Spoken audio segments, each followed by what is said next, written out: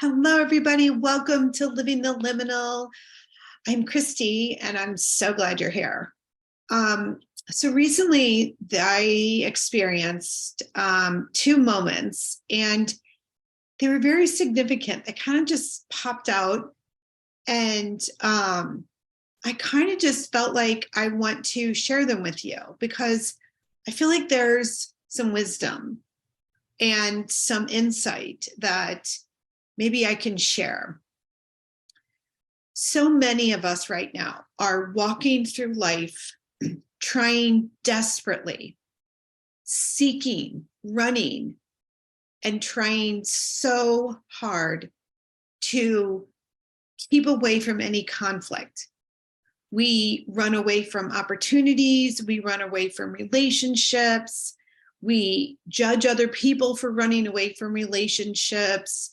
Because we ourselves are running from things, we sabotage our own experiences, and truthfully, we betray ourselves over and over and over again because we are avoiding conflict. We are so afraid to look at this uncomfortable moment where there's tension between two or more ideas, two or more sensations, two or more thoughts, two or more people in a room who disagree. And I not only watch it in myself, but I'm watching it in other people. I'm watching it in movies. It's just very prevalent right now how much we try so hard to avoid conflict. When the reality is, and the truth is, conflict is the only way you are going to get to the connection of what it is you have forgotten. The connection to who or whom you feel good and close to. And if that person does not begin with you, it will never be satisfied. You will be running from conflict because who you are running from ultimately is yourself. And only by when you can connect fully to yourself and own all parts of you, welcome all parts of you, believe all parts of you are good.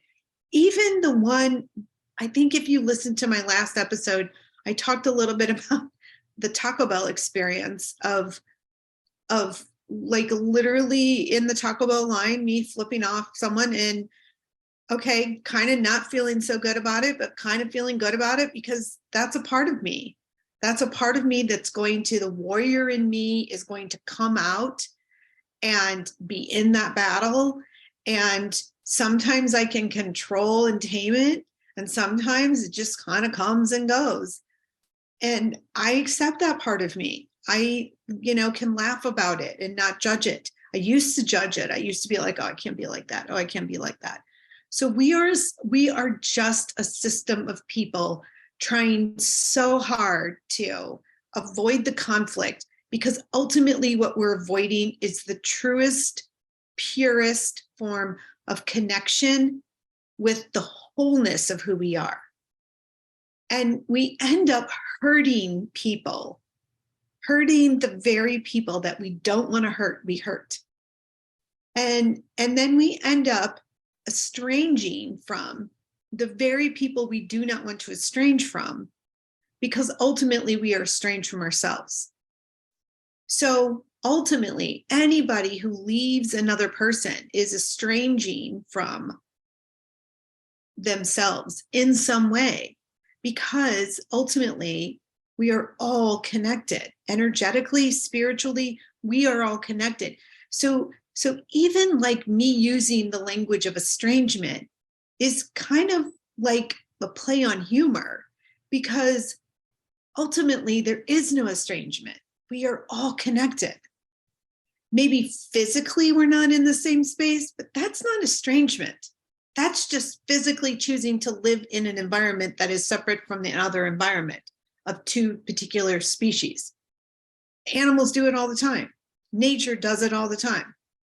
So I had these two experiences, and they really fundamentally kind of brought to the surface for me what it means to have an imprint, an early experience when we came into this world, defined as an imprint. So the other day, the first experience, I was at a park close by and I was walking, and there's a playground at the park, and there was this little child.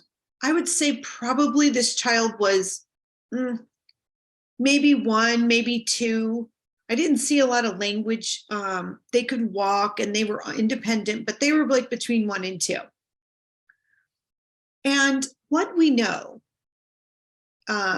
scientifically, and what we know about the brain's ability to manifest and to adapt to the environment, is that literally this child between the ages of 1 and 2 was seeking out information in the environment to confirm or affirm an idea or a knowledge. This is just done in the brain itself, as the brain is adapting and conforming and being manipulated, not in a bad or negative way. It's just the way the brain develops attachment to ideas and thoughts and people. We're all seeking safety, and we're seeking trust. Like, who in our world is trustworthy and who can I rely on? Because that's how we come into this world, is to learn these kinds of things, to learn where our worth is, to learn where our value is. And, you know, in a utopian, perfect society, it would be just kind of implanted in, I guess, robotically. That's kind of where we're at. Like a computer, it can be planted in. But if we think about neuroscience, there's just too many other factors that play a part. So here's this little child, 1 to 2 years old, and the mother is with an older child, and they're wanting to leave the park. Well, if you know anything about a 1 or 2-year-old, they're not going to leave until they're ready to leave, or they're coerced to leave. So here comes the little toddler toddling along, and the mom is acting out a role, like a character in the stage of play. And she's definitely like, come on, we're going to go now. Come on, you can come. And trying very hard to use language to coerce this little child to follow. And at first the little child follows. And then you can see the little child kind of stop. And I've always found it fascinating to watch little kids and how they begin to use their environment to discern. They do it well. They're just better at it than adults are, to be honest. So he starts to look around, and you can tell the mom is like, oh no, this is not going to go well. And if you're like me, a parent, you definitely remember moments like this where you're like, oh, I'm going to have to totally run and chase him. Well, here goes the little boy. He's going to look around. And of course, he's got freedom now. There's no adult around to grab his hand or make him go somewhere. So he begins to experiment, because this is what the brain is adapted to, is the experimentation to discover, to uncover. It's kind of like it's the way the networks kind of connect and collaborate and create these neurons, which are pathways, in order to understand more. So the little boy starts working his way, and he's looking around, and you can just see it in the glare of his eyes and the look on his face. He is about ready to take in the whole freedom he's allowed. And then you can look at the mom, and you can just see where she's like, oh, this is not going to work out well for me. So the little boy starts to kind of turn to run in a different direction. And the mom says, okay, we'll see you later. We're going to go, and turns and walks in the other direction. And I watched the face on the little boy as he's going towards freedom, so excited and so, just joyous. That shift in his face, the look on his face was like, what?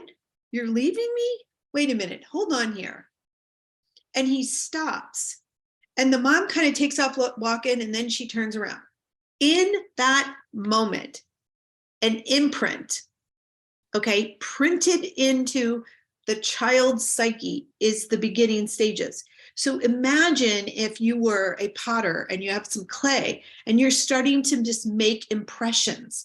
That little episode of a moment made an impression. Now, is it enough to make an impression for the rest of its life? Who knows? But it began something. It began a neural pathway. So then the little boy tries to start to walk and turn around real quick because he notices his caregiver, okay, this mother figure, is moving away. And now he's got to change and shift and adapt, which we are creatures of being able to do that very quickly. We have that instinct, that animalistic instinct to do that, to keep us safe, to keep us in security. So we have that mechanism in our brain to shift that quickly. So he begins to do it. Well, he's a little boy that's like between 1 and 2. So his body maybe doesn't move as fast as maybe his brain's moving. And he trips over something and falls. And so then he gets back up. I mean, total amazing to watch this little moment in this little 1 to 2-year-old. Gets up, but he falls again. And this time you can just tell the look on his face. He's brushing his hands, and he starts to cry. And he begins to like look around, and he's crying and he's looking around.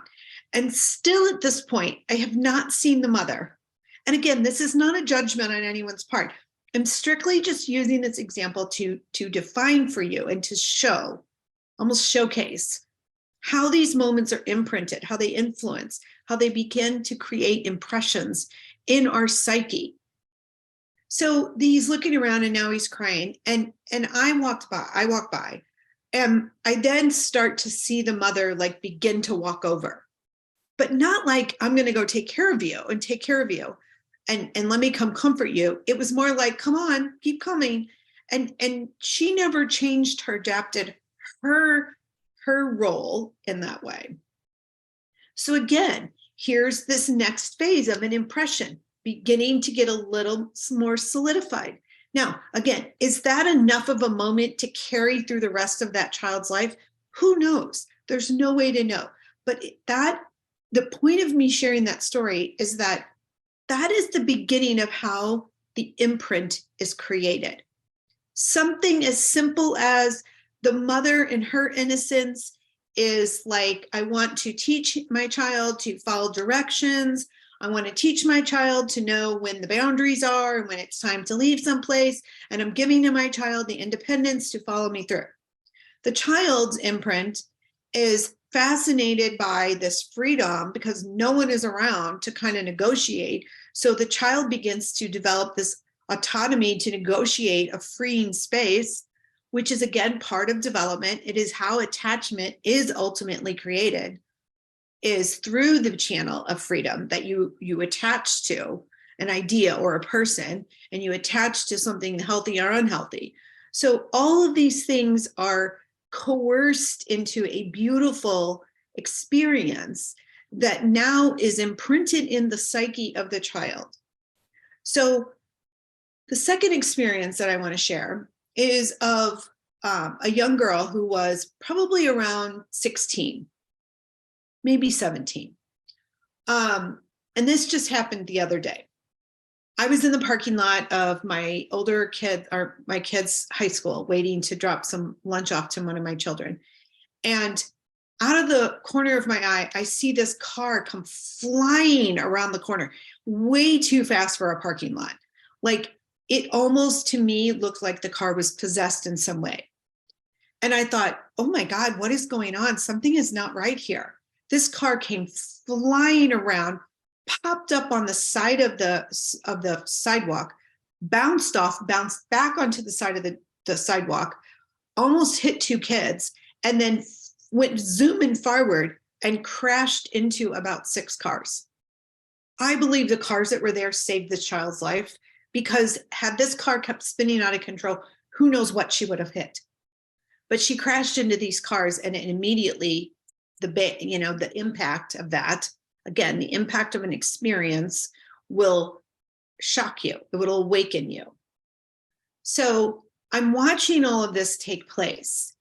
And I run over like any mom would do who witnesses this, because the door to the car kind of came. At first I saw her head go down, and then I thought, oh my gosh. And then like the door of the car came open, And kids were standing around, but then they were moving away because the horn to the car was going off and who knows what else was going to go on. And the girl just sat there. She was totally disillusioned. She could not, you could tell she just didn't really know what was going on. So I go running over like any mom would.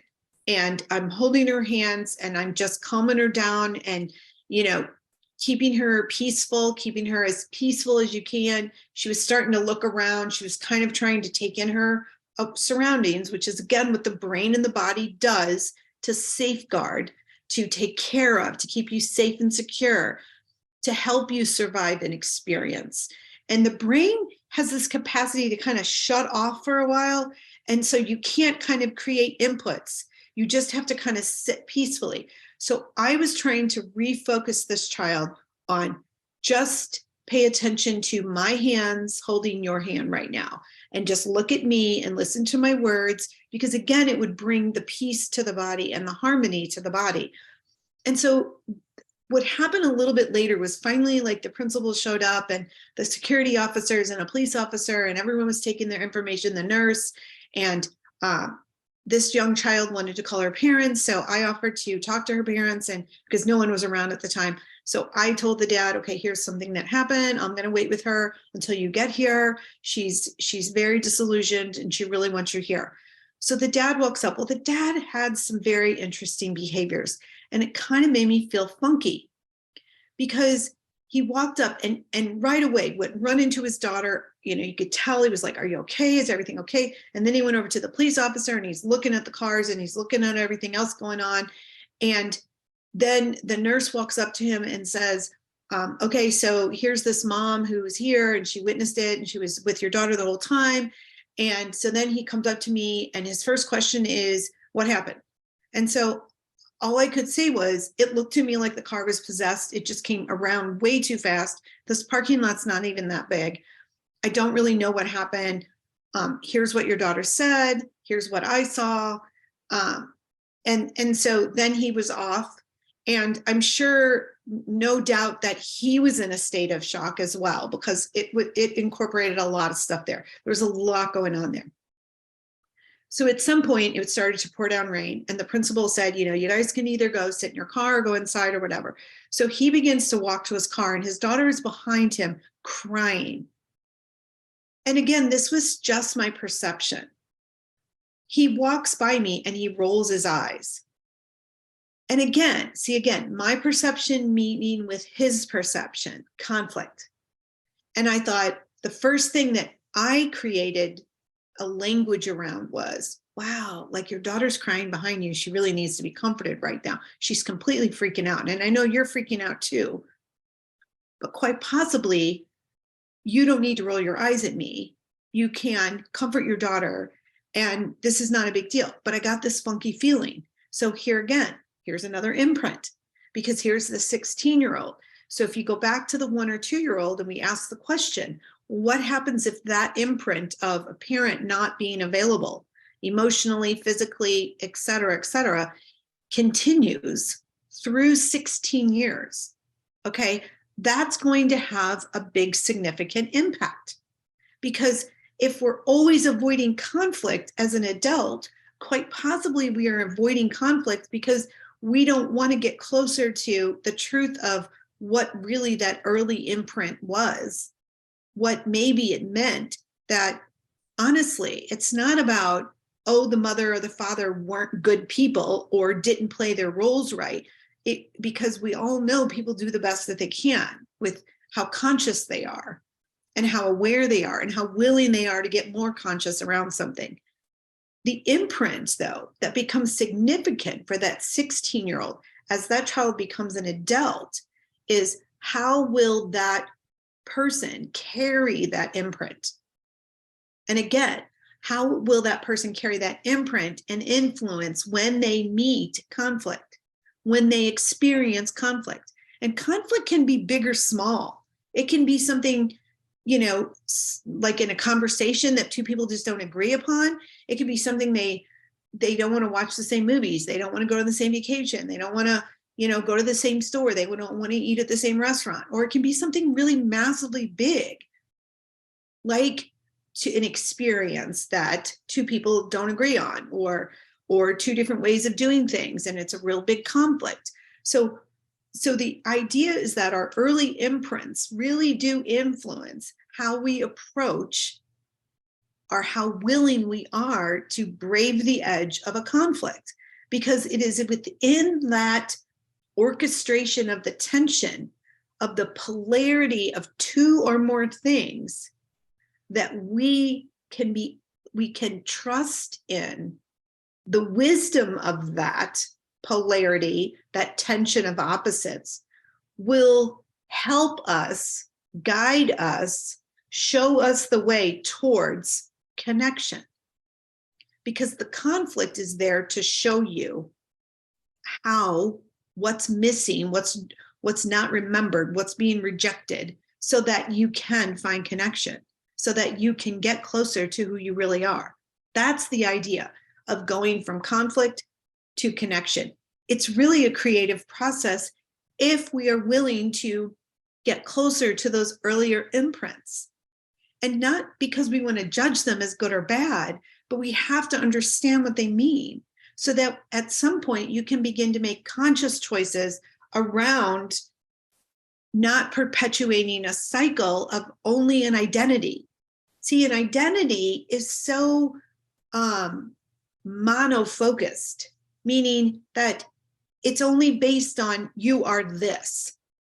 And the reality is, if we can expand and enlarge that vision, then we can really understand we are more than one creative expression. We aren't only aligned to one imprint, meaning one thing manifesting into one way we can look at life and then avoid everything else. So it's sort of like we want to become clearer in understanding the creativity that's involved, and take a look at all aspects of that imprint.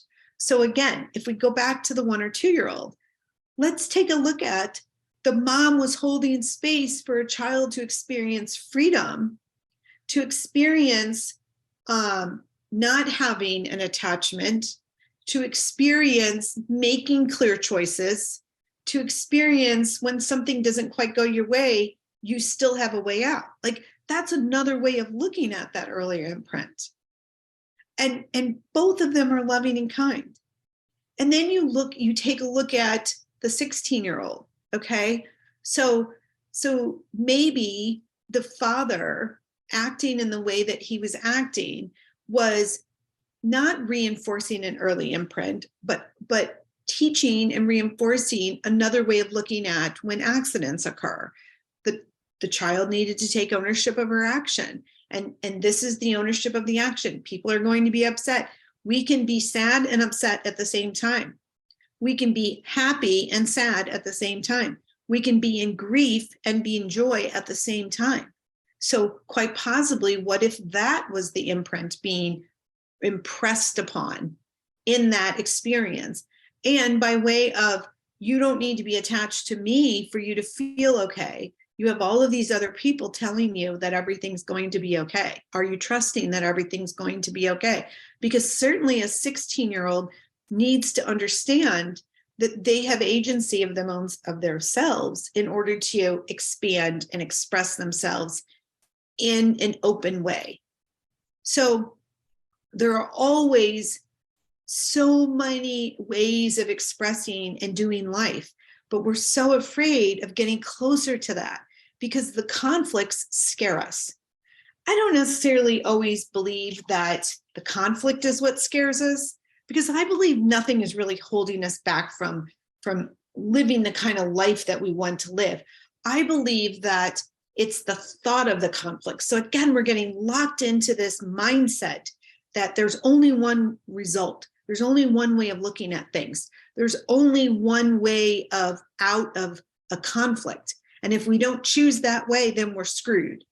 And I believe that if we enlarge that vision around conflict, that it's really an opportunity. It's an experience that comes for you. It's meant to evolve all aspects of you.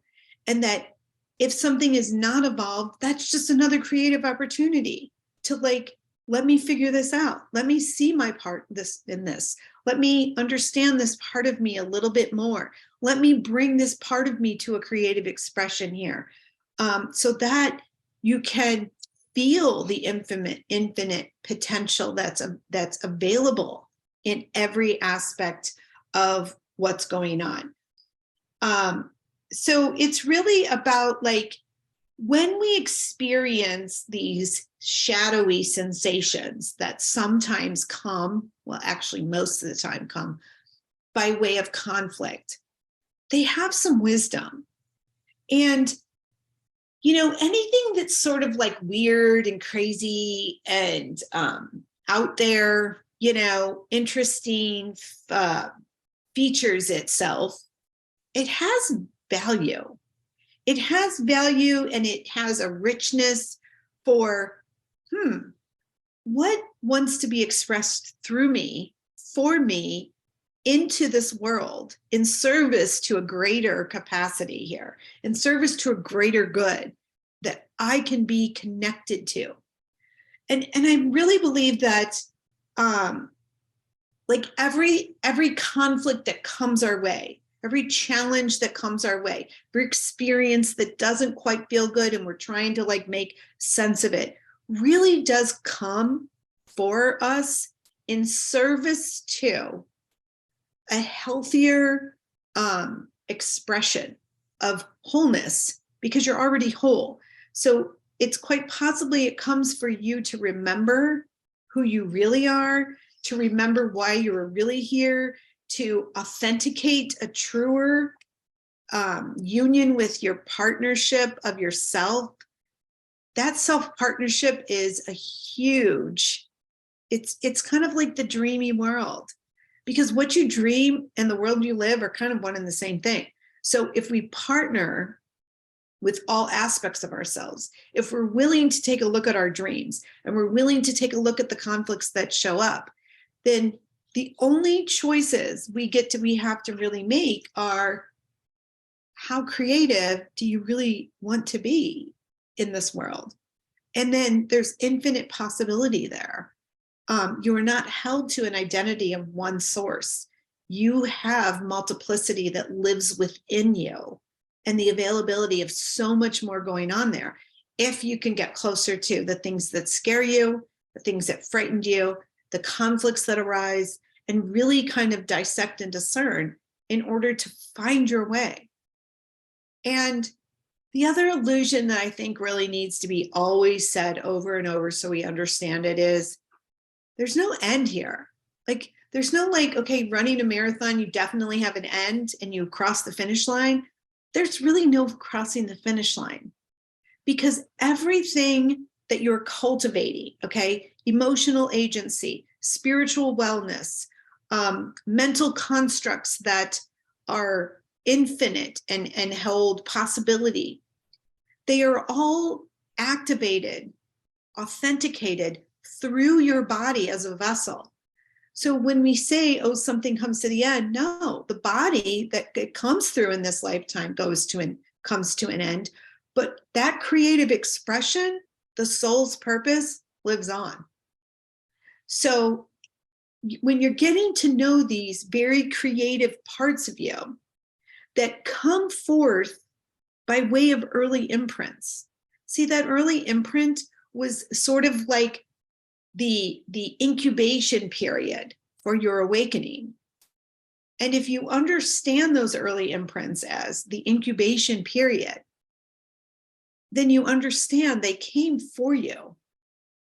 That was the gift. That was the loving gift from all involved to get you to a place where you now can awaken to the soul's true purpose, the soul's true self, in order for you to become who you are meant to and to live this wholeness within yourself. So there's a lot here that probably I said that maybe you understand and maybe you don't. So let whatever lands in your heart land in your heart from this conversation and this talk. And If you're listening, you were brought here for a reason. Something needs to be awakened. Something wants to be awakened. Something within you is speaking. The question is, are you willing to listen? That's really all I got today. So, get to know the creative place inside of you. Get to know that creative expression, all kinds of creative expression around you. Get to know those aspects of you. The work that I do is more archetypal because that's the form of creative expression that's coming through us. And if you're curious, check it out on my website. You can follow me on Instagram and learn more. And okay, that's all I got. Peace out, my friends. Love you.